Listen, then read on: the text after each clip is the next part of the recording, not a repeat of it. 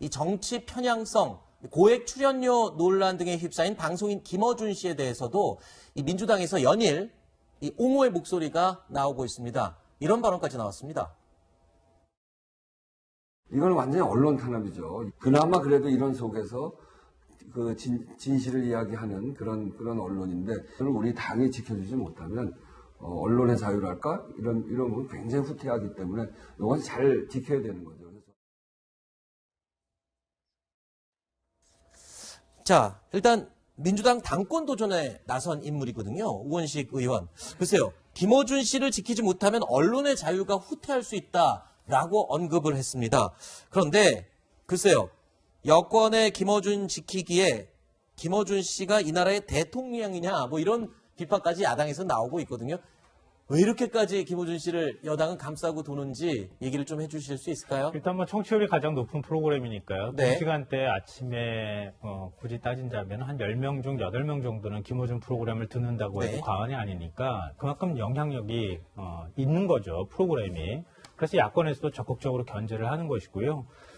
그리고 이건 뭐 친정부적이다 아니면은 아니다 이런 식의 판단은 사실 하기는 좀 쉽지는 않겠지만 친정부 성향의 어떤 인터뷰를 한다거나 이렇게 한다고 하는 지적들은 적지 않습니다. 네. 그런 부분에 대한 얘기들이 있으니까 민주당 입장에서는 좀 옹호할 필요도 있었을 것이다 이렇게 생각을 하는데요. 네. 근데 사실 이거 굉장히 예민한 문제입니다. 네. 야권에서 공격하기 쉽고 출연료기까지 꺼내고 이렇게 하는 거는 얘기는 할 수 있겠지만 예를 들어서 다른 방송이나 다른 언론에서 공정성 시비에 휘말렸을 경우에 그럼 똑같이 할 것이냐 이런 문제가 남아요. 네.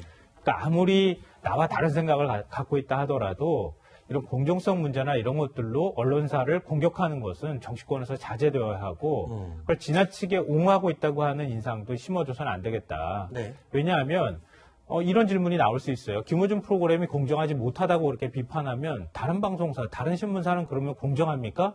이렇게 물어봤을 때 과연 자유로울 수 있겠냐는 거예요. 네. 그러니까 이런 문제에 있어서는 내부 편집 자율권이 얼마나 잘 보장되어 있는가, 네. 그리고 방통이라든가 방송통신심의위원회가 제 기능을 하고 있는가, 네. 이런 부분에 대한 지적을 해야 되는 것이지 알겠습니다. 엉뚱한 방향으로 자꾸 논란이 가서는 안 된다고 생각합니다. 네. 그 견제가 아니라 편향성에 대한 지적이죠. 과연 공정하느냐. 언론의 생명은 공정한 거 아니겠습니까? 그렇죠.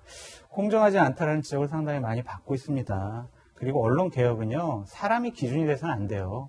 언론의 자유와 언론의 공정성을, 언론의 투명성을 지켜야지 왜 김어준을 지키겠다고 민주당 당대표 나오시는 분이 저런 식의 얘기합니까? 네. 부적절한 발언이었다 말씀드려요. 김어준 씨 옹호 대열에 합류했다가 오히려 구설수에 휘말린 인물도 있습니다. 바로 추미애 전 법무부 장관입니다. 추 전 장관은요, 이 과거에 이 방송인 김어준 씨가 진행하는 유튜브 방송에도 출연을 했었는데 당시의 모습을 잠깐 보실까요? 언제쯤 이렇게 아니, 그건 제가 정하는 건 아니에요. 네. 시대가 날 원하면 자연스럽게 이렇게 우아하게 말씀해 주시면 좋죠. 저의 진심을 다 담아서 이렇게 집중하고 있으면 그 느낌이 올 때라고 막연하게 말씀드리면 될 것 같은데요. 몇 개월 안 남았다는 얘기네.